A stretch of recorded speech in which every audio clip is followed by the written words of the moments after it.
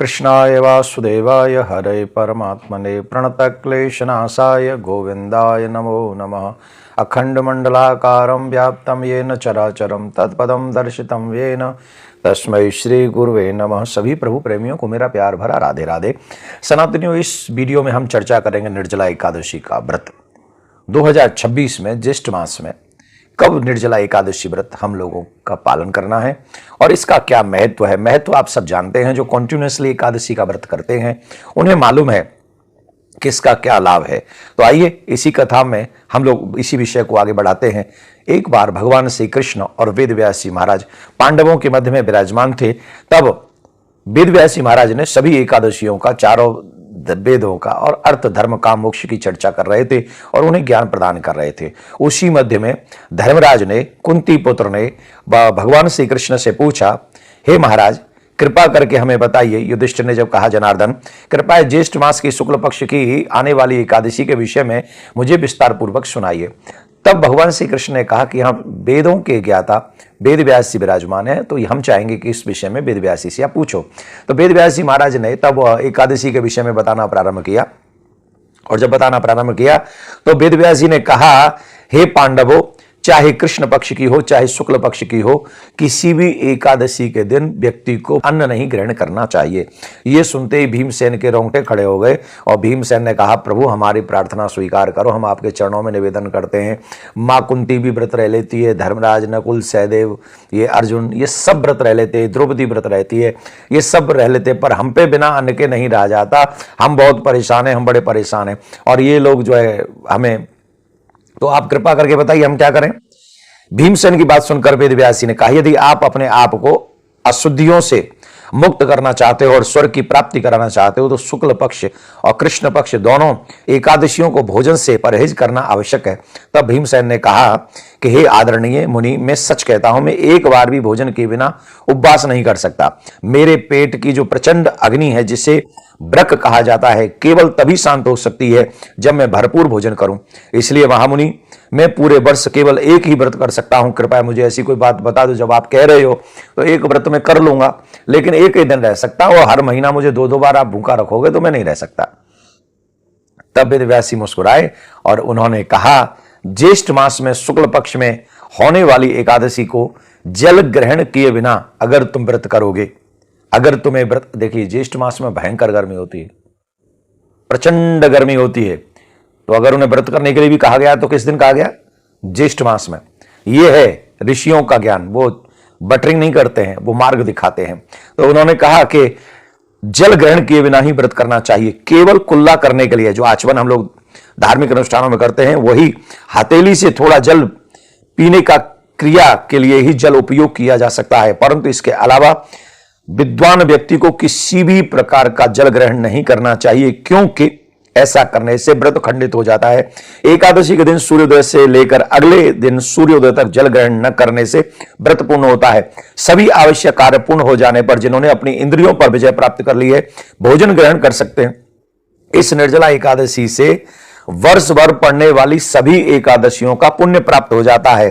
शंख चक्र गदा और से सुशोभित भगवान केशव ने मुझे बताया है कि जो व्यक्ति कुछ त्याग कर, केवल सब कुछ त्याग कर केवल उनकी शरण में आकर एकादशी व्रत करता है, वह सभी पापों से मुक्त हो जाता है। इतना ही नहीं, व्यास जी ने कहा कि कुंती नंदन, निर्जला एकादशी के दिन तो मैं एक विशेष दान पुण्य तथा एक कार्य बताता हूं। कोई भी स्त्री पुरुष निर्धारित कर्तव्यों के बारे में बताता हूं। इस दिन जल में शयन करने वाले विष्णु की पूजा करने और श्री हरि की पूजा करने से उसे सहज में ही मोक्ष प्राप्त हो जाती है। जो मनुष्य श्री हरि की पूजा करते हुए निर्जला एकादशी का व्रत करता है तथा रात्रि में जागरण करता है, उस व्यक्ति की 100 पीढ़ी, पिछली 100 पीढ़ी तथा अगली 100 पीढ़ियों को भगवान वासुदेव अपने परम धाम में निवास देते हैं। लेकिन विधान क्या है? विधान यह है, सुबह ब्रह्म मुहूर्त में उठे, स्नान करे, संकल्प करे कि मैं निर्जला एकादशी व्रत रहूंगा और पूरे दिन बिना जल बिना अन्न के रहे और भगवान का पूजन करे, प्रिया कांजू का पूजन करे, लक्ष्मी नारायण का पूजन करे और फिर उस दिन और जो भी उनसे बन पड़ता हो वो करे और इसके बाद में रात्रि जागरण करे। रात्रि में जागरण करने का विधान इसमें बताया गया है कि निर्जला एकादशी के दिन रात्रि में जागरण उसको करना चाहिए। तो 100 पीढ़ी पहली और 100 पीढ़ी बाद की 200 पीढ़ियों को तारने का बल अगर किसी में है तो वो मानव में है और वो कर सकते हैं, ऐसे वेद व्यास जी महाराज कहते हैं। तो इस निर्जला एकादशी व्रत को हम 25 तारीख को रखेंगे, 25 जून को, और इसका जो पारायण का समय रहेगा वो पारायण का समय रहेगा 26 जून को। 26 जून को इसका जो पारायण का समय है वो मैं आपको एक बार बता देता हूं। पारायण का समय रहेगा 5:30 बजे से लेकर 7:44 तक, 7:44 तक इसका पारायण का समय रहेगा। तो आप लोग व्रत, नियम, संयम, ब्रह्मचर्य, सत्य, निष्ठा के साथ, श्रद्धा के साथ इस व्रत को करें। और मैं प्रिया कांजू से प्रार्थना करता हूं, प्रिया कांजू आपके प्रत्येक मनोरथ को पूर्ण करे, आपका बल कल्याण करे और आप जो चाहते हैं वो भी। और हो सके तो आपके बच्चे जो घर में हैं, छोटे छोटे बच्चे, अगर वो 10-11 साल से बड़े हैं तो चेष्टा कीजिएगा कि वो भी व्रत रहें, उस दिन अन्न ना खाएं, तो भी उनको बहुत बड़ा फल मिलेगा। राधे श्याम। कृष्णाय वासुदेवाय हरे परमात्मने प्रणतक्लेशनाशाय गोविंदाय नमो नमः। अखंडमंडलाकारं व्याप्तं येन चराचरं तत्पदं दर्शितं येन तस्मै श्री गुरुवे नमः। सभी प्रभु प्रेमियों को मेरा प्यार भरा राधे राधे। सनातनियों, इस वीडियो में हम चर्चा करेंगे निर्जला एकादशी का व्रत। 2026 में ज्येष्ठ मास में कब निर्जला एकादशी व्रत हम लोगों का पालन करना है और इसका क्या महत्व है। महत्व आप सब जानते हैं, जो कॉन्टिन्यूसली एकादशी का व्रत करते हैं उन्हें मालूम है कि इसका क्या लाभ है। तो आइए इसी कथा में हम लोग इसी विषय को आगे बढ़ाते हैं। एक बार भगवान श्री कृष्ण और वेद व्यास जी महाराज पांडवों के मध्य में विराजमान थे।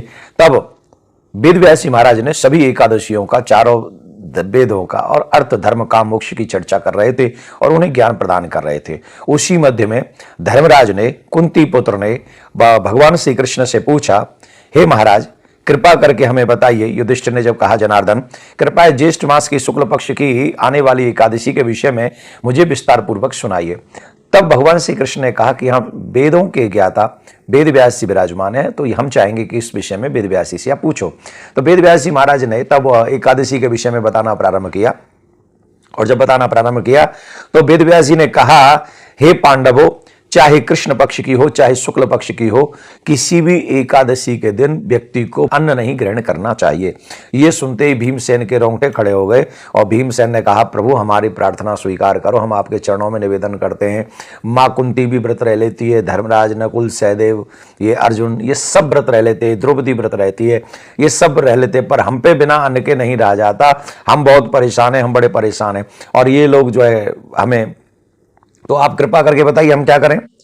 भीमसेन की बात सुनकर वेद व्यास जी ने कहा, यदि आप अपने आप को अशुद्धियों से मुक्त करना चाहते हो और स्वर्ग की प्राप्ति कराना चाहते हो तो शुक्ल पक्ष और कृष्ण पक्ष दोनों एकादशियों को भोजन से परहेज करना आवश्यक है। तब भीमसेन ने कहा कि हे आदरणीय मुनि, मैं सच कहता हूं, मैं एक बार भी भोजन के बिना उपवास नहीं कर सकता। मेरे पेट की जो प्रचंड अग्नि है, जिसे ब्रक कहा जाता है, केवल तभी शांत हो सकती है जब मैं भरपूर भोजन करूं। इसलिए महामुनि, मैं पूरे वर्ष केवल एक ही व्रत कर सकता हूं। कृपया मुझे ऐसी कोई बात बता दो, जब आप कह रहे हो तो एक व्रत में कर लूंगा, लेकिन एक ही दिन रह सकता हूं और हर महीना मुझे 2-2 बार आप भूखा रखोगे तो मैं नहीं रह सकता।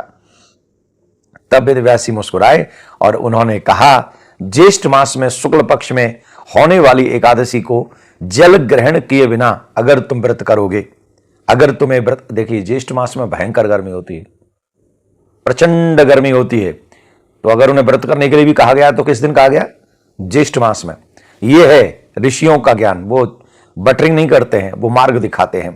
तो उन्होंने कहा कि जल ग्रहण किए बिना ही व्रत करना चाहिए। केवल कुल्ला करने के लिए, जो आचमन हम लोग धार्मिक अनुष्ठानों में करते हैं, वही हथेली से थोड़ा जल पीने का क्रिया के लिए ही जल उपयोग किया जा सकता है, परंतु इसके अलावा विद्वान व्यक्ति को किसी भी प्रकार का जल ग्रहण नहीं करना चाहिए, क्योंकि ऐसा करने से व्रत खंडित हो जाता है। एकादशी के दिन सूर्योदय से लेकर अगले दिन सूर्योदय तक जल ग्रहण न करने से व्रत पूर्ण होता है। सभी आवश्यक कार्य पूर्ण हो जाने पर जिन्होंने अपनी इंद्रियों पर विजय प्राप्त कर ली है, भोजन ग्रहण कर सकते हैं। इस निर्जला एकादशी से वर्ष भर पड़ने वाली सभी एकादशियों का पुण्य प्राप्त हो जाता है।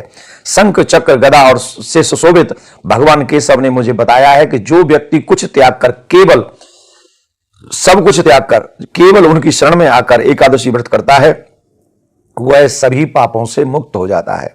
इतना ही नहीं, व्यास जी ने कहा कि कुंती नंदन, निर्जला एकादशी के दिन तुम्हें एक विशेष दान पुण्य तथा एक कार्य बताता हूं। कोई भी स्त्री पुरुष निर्धारित कर्तव्यों के बारे में बताता हूं। इस दिन जल में शयन करने वाले विष्णु की पूजा करने और श्री हरि की पूजा करने से उसे सहज में ही मोक्ष प्राप्त हो जाती है।